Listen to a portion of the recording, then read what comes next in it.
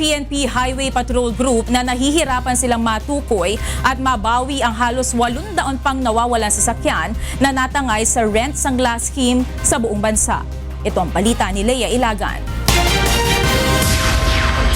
Pinayuhan na ng Philippine National Police Highway Patrol Group ang iba pa mga nabiktima ng rent sanglay scheme na magsampa na ng formal na reklamo laban sa mga nangiingganyo sa kanila.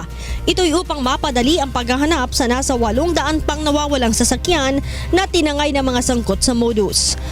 Ayon kay HPG spokesperson Police Senior Inspector Jem Delantes, karamihan sa mga nawawala pang sasakyan ay pinaniniwala ang tinanggalan na ng Global Positioning System upang hindi na matrace o chinap-chap na at dinala sa Mindanao. Mayroon pong instances na nangyayari. Actually, mayroon po tayong isang nagreklamo dito na yung GPS nga po tinanggal at nilagay po sa isang jeep, no?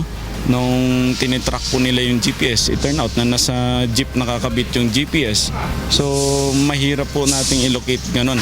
Delikado naman aniya sa kanila na basta na lamang susugod sa Mindanao upang bawiin ang nasabing mga sasakyan dahil sa usaping pangseguridad. Kaya mas mapapadali aniya ang pag-recover sa mga ito kung may nakasampa ng kaso. Ina-advisean nga po natin sila na lalong-lalo na po yung mga hindi nila malocate yung sasakyan nila. Ina-advisean natin sila na mag-file na lang po ng certain cases doon po sa mga nanloko sa kanila para mapaalarma natin itong mga sasakyan.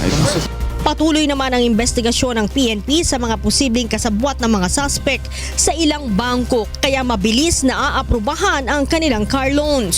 Kung titingnan mo, bakit po ang bilis nilang makalabas ng sasakyan, no? Makaloan ng sasakyan.